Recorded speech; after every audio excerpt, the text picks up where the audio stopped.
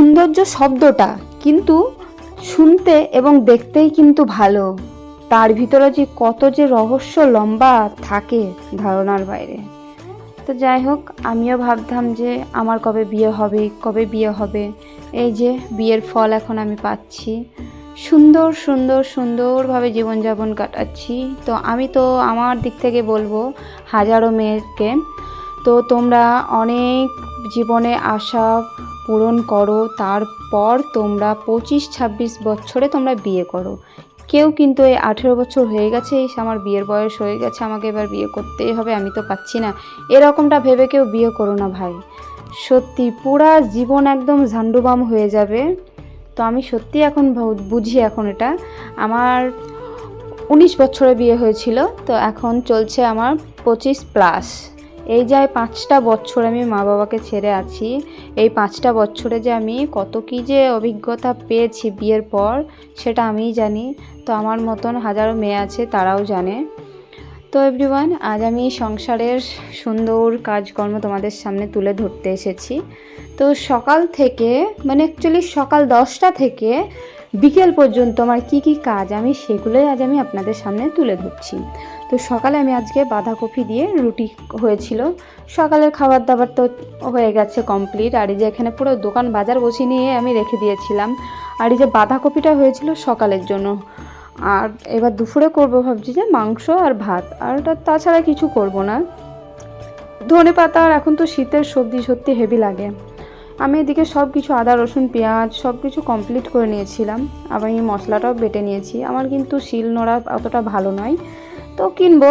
এখনও যেহেতু অতটা সামর্থ্য হয়নি, যতটুকু পেরেছি ততটুকু গুছিয়ে নিয়েছি। এবং আমার মায়ের বাড়ি থেকে দেওয়া সমস্ত কিছু, বেশিরভাগ জিনিসপত্র। তো রান্না বান্না করে এদিকে আমি পুরো সব কিছু কমপ্লিট করে নিয়েছি কাজকর্ম।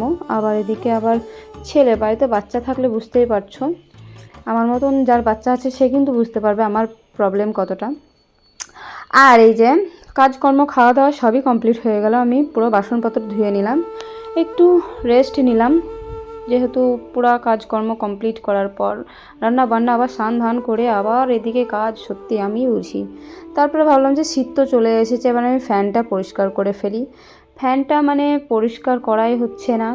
আজ অঘ্রাণ মাসের কিন্তু আজ কমসে কম 10-15 তারিখ হয়ে গেল, আর ভালোই তো ঠান্ডা পড়ে গেছে। ওই জন্য এই যে গাদা গাদা ধুলো ছিল, একদম সুন্দর করে নতুন করে একদম পরিষ্কার করে নিলাম।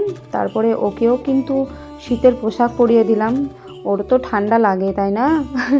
যাই হোক, পরিষ্কার করে নিয়েছি, দেখতেই পাচ্ছ। আমার মতন এরকমভাবে কে যত্ন করে রাখো, যদি যত্ন সহকারী হও আমাকে কিন্তু কমেন্ট করে জানাতে পারো। চলো, আমিও কিন্তু তাহলে তোমার পরিবারে ঘুরে আসতে পারবো। আর হ্যাঁ, আমার ভিডিও তোমাদের কেমন লাগে তোমরা কিন্তু অবশ্যই কিন্তু কমেন্টে জানাতে পারো। ভালো খারাপ মন্দ, যদি এটা ভুল হয় ওটা ভুল হয় সেটাও তোমরা আমাকে জানাতে পারো। হ্যাঁ দিদিভাই, তোমার এদিকে কিছু ভুল আছে, ওটাতে কিছু ভুল আছে, তোমরা অবশ্যই কমেন্টে জানাতে পারো। আর বেশি কথা বাড়াবো না, ভিডিওটি যদি ভালো লাগে তোমরা কিন্তু আমাকে সাপোর্ট করতে পারো। আর এটা হচ্ছে আমার ফার্স্ট ইউটিউব চ্যানেল, তো দেখি কতদিনে কত কি করতে পারি, জানি না কতদিনে আমার মনিটাইজেশন অন করতে পারবো। অনেক নিয়ম কারণ আছে ইউটিউবে এসে বুঝলাম। তো যাই হোক, এই যে এখন ইউটিউব জীবন আমার কমসে কম 1 বছর মতো চলছে আর কি। অনলাইনের যুগে আমি 1 বছর মতো এসেছি। তো সবাই কিন্তু আমাকে সাপোর্ট করবে, আমি যেন আরও এগিয়ে যেতে পারি। আমি ঠিকমতো গুছিয়ে কথা বলতে পারি না, সবাই একটু কিন্তু ম্যানেজ করে নেবে। চলো, আজকের মতন টাটা, বাই বাই।